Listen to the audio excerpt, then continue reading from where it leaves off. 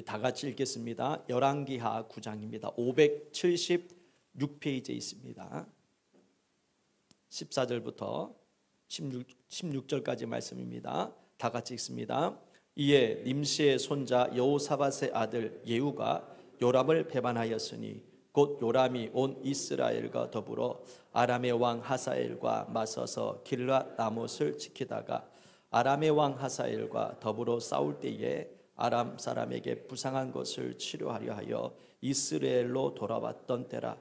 예후가 이르되 너희 뜻에 합당하거든 한 사람이라도 이 성에서 도망하여 이스라엘에 알리러 가지 못하게 하라 하니라. 예후가 병거를 타고 이스라엘로 가니 요람 왕이 거기에 누워 있었습니다. 유다 왕 아하시아는 요람을 보러 내려왔더라. 아멘. 제가 이 고난 주간에 열왕기 상하를 읽게 되었습니다. 그 전에는 고린도 전후서를 계속 읽고 있었는데 반복해서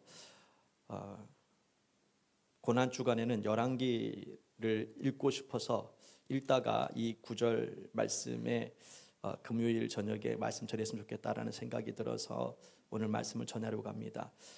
요람 왕이 있고 아하시아 왕이 있습니다. 아하시아 왕은 남유다 왕이고 요람 왕은 북이스라엘의 왕입니다. 그런데 이 요람 왕이 병이 이제 들리게 되었습니다. 다치게 되었죠. 다쳐서 아하시아 왕이 병문안을 갑니다. 북이스라엘 왕 병문안을 가게 됩니다. 병문안에 가게 되었다가 어떤 일이 벌어졌는지 17절 이후에 보시게 되면은 예후가 이제 등장을 하는데 예후가 반란을 일으키죠. 반란을 일으켜 가지고 요람 왕을 죽이러 갑니다. 그리고 요람 왕을 죽이게 되었고 또 아하시아 왕까지 이제 죽게 되죠. 아하시아 왕을 죽이려 했던 것이 아니라 아하시아 왕이 요람 왕과 같이 있는 바람에 같이 죽임을 당하는 내용이 기록이 되어 있습니다.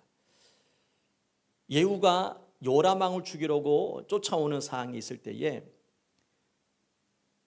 요람 왕이 이제 어떤 사람이 빠른 속도로 말을 타고 쫓아오길래 누굴까 싶어가지고 이제 파수꾼을 보내죠.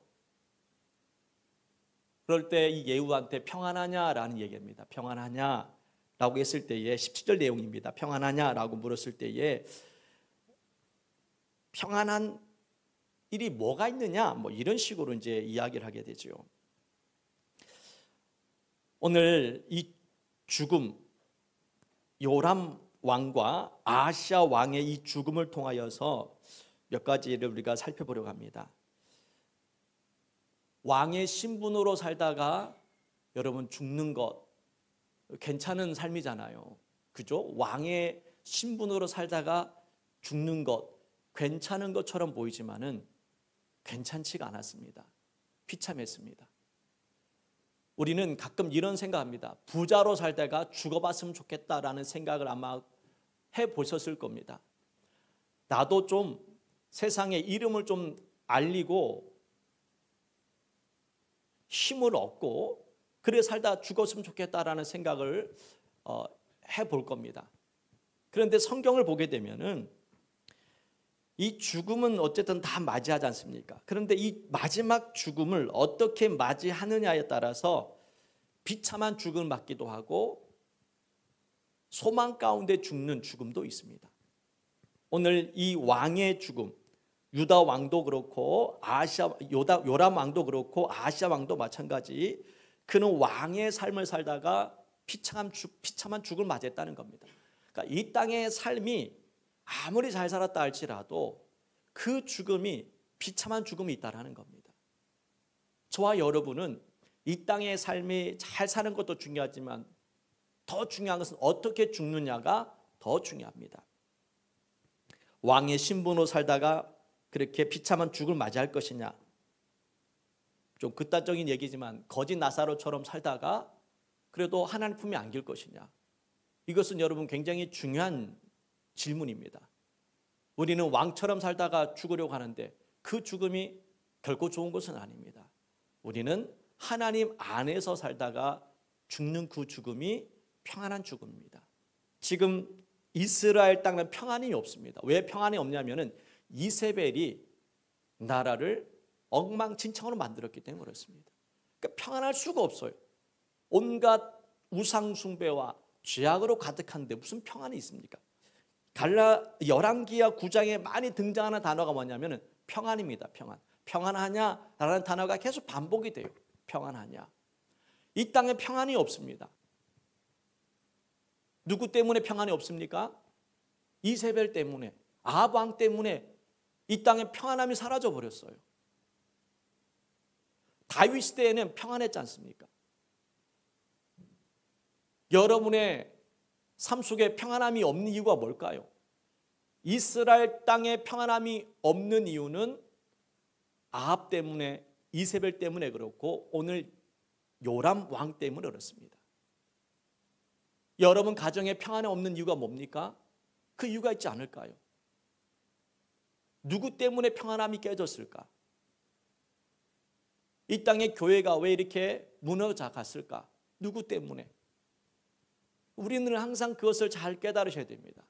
그렇지 않으면 우리도 평안한 삶을 살지 못해요. 환경이 어려워질 수는 있습니다. 환경이 어렵다고 해서 평안함도 사라지는 건 아니잖아요. 이 땅에 평안함이 사라졌습니다. 그래서 예후가 반란을 일으킵니다. 평안한 나라를 세우려고 반란을 일으켰는데 또 평안함을 잃어버려요. 가장 큰 이유는 뭐냐? 하나님을 멀리하기 때문에 평안함이 사라진 겁니다. 꼭 그것을 기억하셔야 됩니다. 평안함이 사라진 이유는 하나님과 멀어지기 때문에 평안함이 사라졌다는 것을 오늘 우리에게 가르쳐주고 있는 거예요. 내 마음에 평안함이 없을까? 주님과 멀어지면 평안함이 없어지는 겁니다. 사람은 그래요. 그것을 오늘 우리에게 이야기하는 겁니다. 우리가 이 고난주간에 자주 묵상하는 말씀이 있지 않습니까? 그가 찔림은 우리의 허물 때문이요 그가 상함은 우리의 죄악을 인함이라. 그가 징계를 받음으로 우리가 평화를 누리고, 예수님께서 우리에게 평안 주시기를 원하십니다. 그럼 예수님 내 안에 들어와야지. 예수님 나의 주인이 되셔야 내가 평안함을 누리는데 주인이 내가 돼버리니까 평안함이 깨어져 버리는 겁니다. 이스라엘 땅에 하나님을 섬기지 않으니, 우상을 섬기고 온갖 죄악이 가득하니 평안함이 사라졌다라는 것을 이제 말씀하는 겁니다. 그래서 오늘 이 열왕기하 9장을 통하여서 평안함이 사라진 이유는 하나님을 섬기지 않았기 때문에, 하나님이 멀어졌기 때문에 평안함이 깨졌다라는 것을 이야기하는 것이고, 두 번째로는요, 이 사람을 잘 만나야 됩니다. 사람을 따라합니다. 사람 잘 만나자. 자, 아하시야 왕이 요람 왕의 병문안을 갑니다. 갈 이유가 뭐가 있습니까, 여러분? 가지 말아야지. 요람 왕은 악한 왕인데 그냥 병문안 갔다가 세상 말로 재수가 없어요. 가자마자 죽은 거예요. 그냥 병문안 갔다가 어떨결에 죽었습니다. 안 갔으면 살았을 텐데. 그러니까 만남이라는 것 중요해요. 장소가 중요하고 사람이 중요합니다. 만나지 말아야 될 사람 만남으로 말미암아 내가 고생하는 것이고, 가지 말아야 될 곳에 감으로 말미암아 내가 그렇게 고통 가운데 있는 겁니다. 좋은 사람 만나셔야 됩니다. 그러면 좋은 사람이 누군지 어떻게 합니까, 여러분? 좋은 사람은 어떻게 평가하죠? 네? 좋은 사람을 몰라요. 우리가 좋은 사람인지 아닌지 알 수가 어떻게 합니까? 그래서 우리는 기도하셔야 되는 것이고, 좋은 사람 만나기 위해서 기도하셔야 됩니다. 좋은 사람 만나는 것도 정말 큰 축복 중에 하나인 것을 기억하십시오. 자, 르호보암 왕을 보게 되면요, 르호보암 왕은 왕이 되고 나서 경륜이 있는 그러한 사람을 가까이 두지 않았습니다. 좀 지혜가 있고 나이가 있고 이러한 지혜로운 사람을 가까이 두는 것이 아니라 자기 말을 들어주고 자기의 말을 잘 따라주는 사람을 가까이 합니다. 그러다 보니까는 이 충고를 해주는 사람이 없는 거예요. 결국 그러다가 젊은 사람의 말을 듣고 자기 말을 인정해주는 그런 것만 듣다 보니 결국 잘못된 선택함으로 말미암아 그 르호보암 왕이 또 무너지기 시작하는 겁니다. 내가 듣고 싶은 말만 들으면 안 된다는 겁니다. 때로는 듣기 싫은 말도 들을 귀가 있어야 됩니다. 성령님께서 교회하시는 말씀을 들을지어다 라는 말씀도 있듯이 우리는 성령님의 말씀을, 주님의 말씀을 들을 줄 아셔야 됩니다. 자꾸 내가 듣고 싶은 것만 듣고 위로만 받으면 안 된다는 겁니다. 위로도 받아야 되지만은 우리의 잘못된 것도 우리가 있다면은 책망도 받아야죠. 그래야 변화가 일어나지. 자꾸 위로만 받다 보면은, 자꾸 내가 듣고 싶은 것만 듣다 보면은 잘못된 길로 가게 되는 겁니다. 르호보암과 그런 인생을 살았던 겁니다. 유다 왕 요아스가 이제 왕이 됩니다. 나중에 보시게 되면요, 그때 요야다가 이제 유다 왕 요아스를 돕습니다. 열왕기하 12장의 내용입니다. 12장 2절 말씀 한번 읽어볼게요. 열왕기하 12장 2절 말씀 한번 읽겠습니다. 시작. 요아스는 제사장 요야다가 그를 교훈하는 모든 날 동안에는 여호와 보시기에 정직히 행하였으며, 요야다가 살아있을 때 요아스 왕은 하나님 보시기에 정직했고 또 선한 일들을 많이 했습니다. 그런데 요야다가 죽고 나서부터 또 무너지기 시작합니다. 그러니까 만남이라는 것이 참 중요하다는 겁니다. 어떤 사람을 만나냐, 믿음이 연약한 사람들은 누구를 만나느냐에 따라서 이 믿음의 방향이 달라져요. 그러니까 믿음이 굳건한 사람은 어떤 장소에 있어도 어떠한 사람 만나도 괜찮아요. 근데 저와 여러분은 믿음이 그렇게 크지가 않아요. 저도 그렇고 여러분도 그렇습니다. 환경에 따라서 내 믿음이 자꾸 바뀌어요. 또 사람 만날 때마다 또 내 믿음이 또 무너질 때가 있는 겁니다. 그렇게 연약한 믿음을 가지고 있는 거예요. 베드로가 여러분 믿음이 좋은 사람인 줄 알았지 않습니까? 기적도 일으켰잖아요. 베드로가 그 수많은 능력도 봤습니다. 이 정도면 엄청난 믿음의 사람이 되었어야 되는데, 예수님께서 십자가에 못 박힌 오늘이죠. 심 받을 때에 거기서 베드로가 그 밖에서 있을 때 한 여종이 와가지고 너도 예수와 함께 했던 사람이 아니냐라고 했더니 그때부터 그냥 무너지기 시작하는데, 그렇게 무너질 줄 어떻게 알았겠습니까? 우리의 믿음이 바로 그런 믿음을 가지고, 연약한 믿음을 가지고 있는 상태라는 거예요. 그래서 만남이 중요한 이유가 거기 있는 것이고 환경이 중요한 이유가 바로 거기에 있는 겁니다. 우리가 가야 할지 말아야 될 곳에 자꾸 가다 보면 우리의 믿음은 자꾸 무너지게 되어 있고, 만나지 말할 사람 자꾸 만나다 보면 우리의 믿음 이와 같이 잘못된 곳에 가게 되는 겁니다. 오늘 아하시야가 요람 왕을 만나지 말았어야 되는데 찾아감으로 말미암아 죽을 맞이했던 것처럼 르호보암 왕도 마찬가지였습니다. 그리고 여호사밧 왕과 아합 왕도 마찬가지였습니다. 여호사밧 왕은 믿음의 사람이었지 않습니까? 그런데 아합과 가까이 지내게 되잖아요.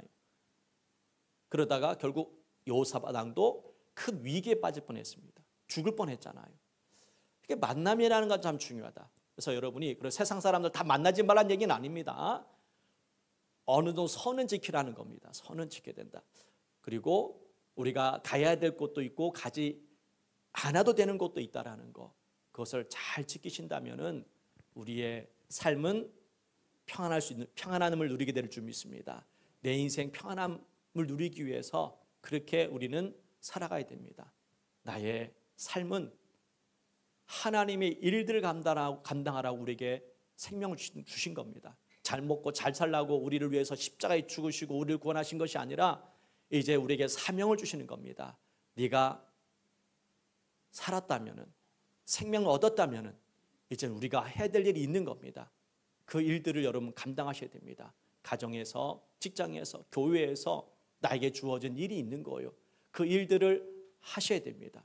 그럴 때에 내 삶에 소망이 생기는 것이고 힘이 생기는 겁니다.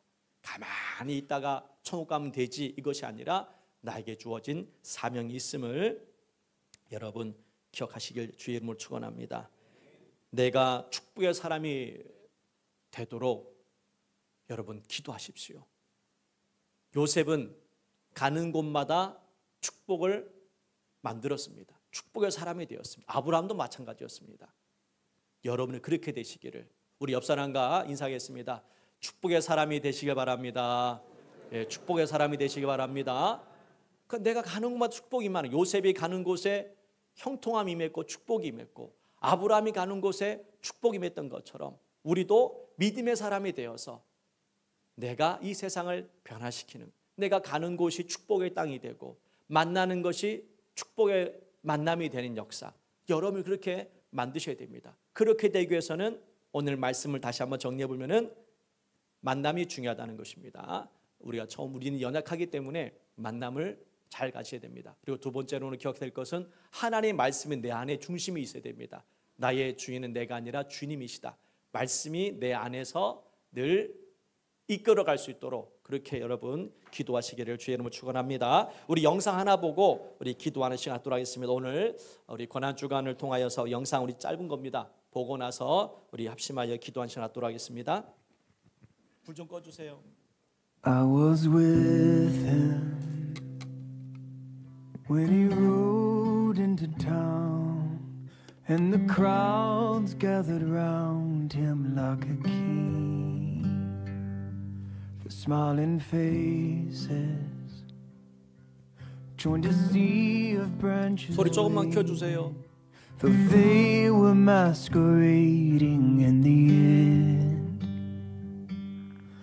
And my heart rose in my throat when I heard them sing, Hosanna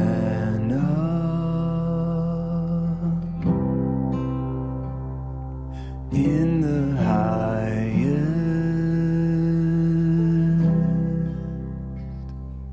Oh,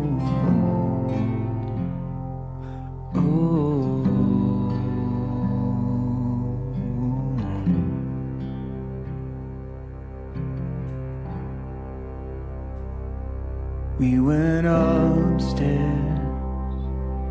broke the bread and drank the wine from the only living vine that we would taste.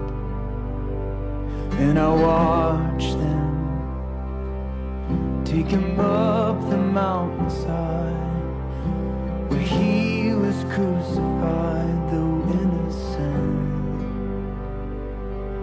And they mocked him and cursed him with their mouths, and they told him to come down if he was God. And my heart broke in my chest when I heard him say, forgive them. It is finished.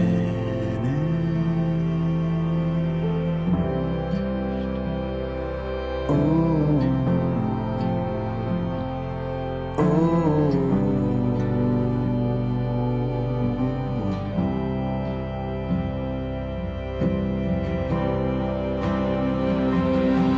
And I remember in the garden when he sweat like drops of blood, and how he begged the Father just to let him pass the cup. And I can still feel the anguish when they pierced him in the side, and how the ground beneath us shook upon the very moment that he died.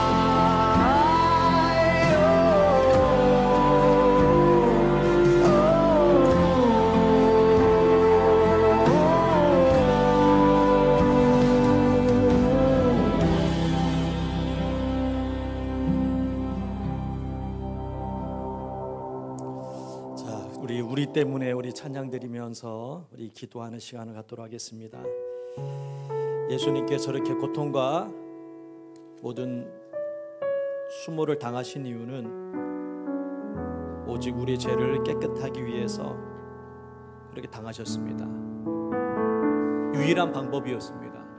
죄가 없는 사람이 이 땅에 없기 때문에 예수님께서 이 땅에 오셨고